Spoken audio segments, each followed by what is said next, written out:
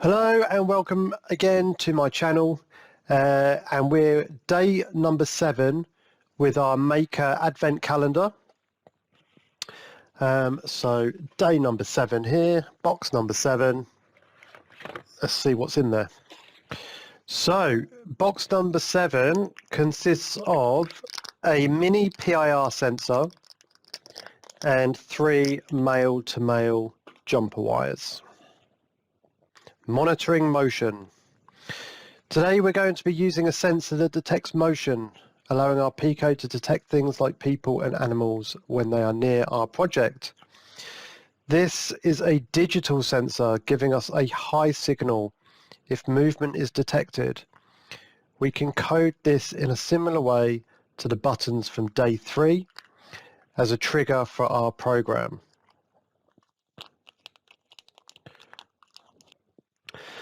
The sensor in your kit is a PIR sensor, which stands for passive infrared. The sensor in your kit is a PIR sensor, which stands for passive infrared. PIR sensor detects movement via the heat energy infrared radiation given off by humans or animals. It won't work on snowmen. These sensors are commonly used in home alarm systems. If your home has an alarm, have a look in the corners of the ceiling. You may see something similar. Today we're going to be setting up our motion sensor, then testing it by moving our bodies. Then, similar to some of the previous boxes, we'll combine this with the other components to create fun little projects, including today we're going to be setting up our motion sensor, then testing it by moving our bodies. Then, similar to some other previous boxes, we'll combine this with other components to create fun little projects, including our own little alarm system with a new function to learn. So let's go ahead and construct our circuit. So firstly, we must unplug the Pico from the USB. Okay, now remove the light sensor parts from yesterday, leaving the LEDs and buzzer in place with the Pico in the main breadboard. Okay, so I'll just follow these wires here. 1, 2, 3. And we've now detached all of this.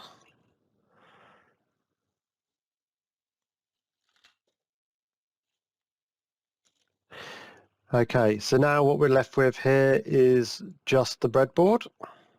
All right, now to add your motion sensor. Just to note though, the diagrams below use a generic motion sensor part from a Fritzing, as there is currently no part for the mini version in your box. The wiring is the same.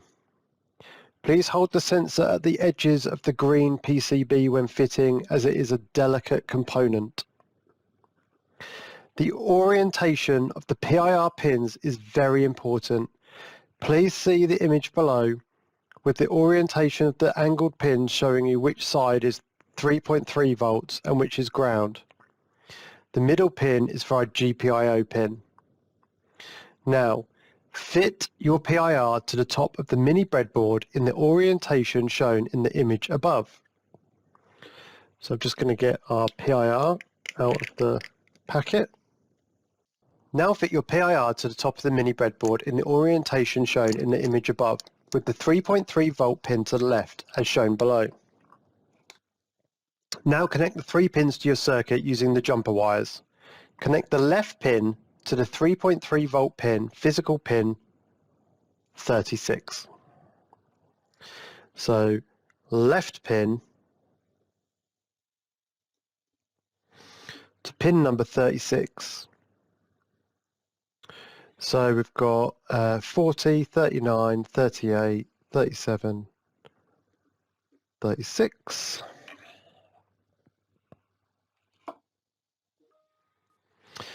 Connect the right pin to the grounding lane, which is the blue lane here. Okay. Anywhere on the blue side. And then the middle pin, I can slot this in now, goes to our physical pin number 36. Connect the middle pin to our GPIO 26, physical pin 31. So if that's 36, 35, 34, 33, 32, 31. Excellent. Your circuit should look like this.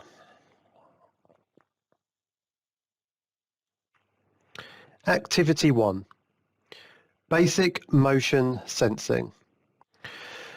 As always, we add imports, then set up the GPIO pin for the sensor. We're using a pull down here to ensure the sensor is low and less triggered, because we don't want that pin floating between the two, as we covered in day 3. Something different you'll spot next is where we wait for the sensor to settle or warm up before jumping into our while loop.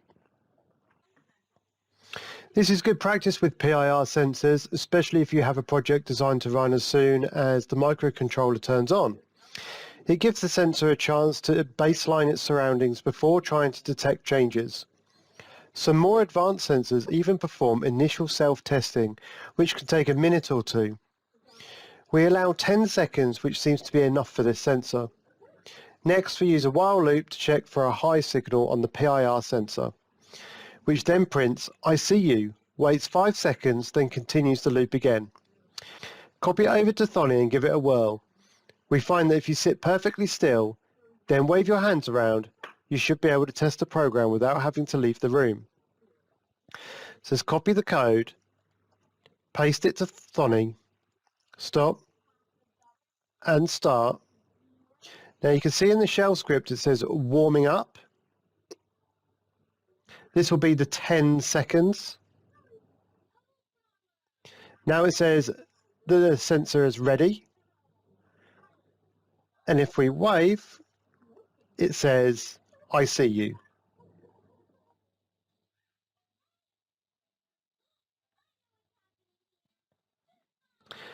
Activity 2, motion alarm. This is a great project for motion sensors, especially if you have a pesky sibling who keeps borrowing things from your room. We can use our PIR sensor to trigger our buzzer and LEDs, making our unwelcome guests jump and hopefully scare them off. The example below adds our LEDs and buzzer back in, so we define those pins again ready to be used. We also don't want you forgetting how to make functions. So you'll notice that we've made a function called alarm, which we call whenever we want to trigger the LEDs and a buzzer. A function wasn't strictly necessary here, but it's good practice. The function makes our LEDs and buzzers sound like exactly 5 times, but we're not using a counter this time. Instead, we're going to introduce the range function. The range function is really handy when you want to repeat something a certain number of times. Let's say we wanted to print "not another function" 20 times. Well, we could add 20 lines of print, or even run a counter, adding +1 each time. But another nicer, shorter way to do this is by using a range, and this is how it would look. Don't get hung up on why the I is an I. Change it to a T or a V and see what happens. It's the same outcome. Traditionally, I has always been used, so most programmers stick with that. Consider that the I means iteration or index, and it starts to make more sense. For every iteration within the range of 20 makes sense. We didn't introduce this earlier when we used counters instead, as we think the range function could be a little more intimidating to new coders.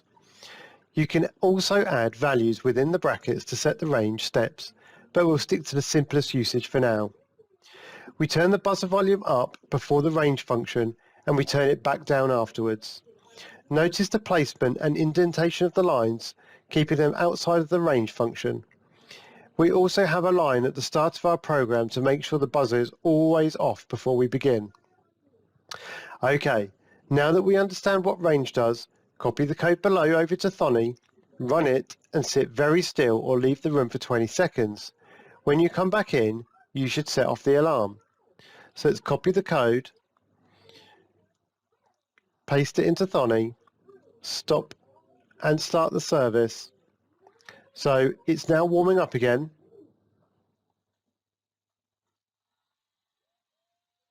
Getting ready for the sensor to become active, which it has now. And then we're going to wave our hand in front of the PIR sensor. And that set the alarm off and the lights flashing. Day number 7 complete. That last activity included a lot of detail, so we're going to leave it there for today and not overload your fresh coder brains. The PIR sensor can be so much fun to use, and they come in all different shapes and sizes too.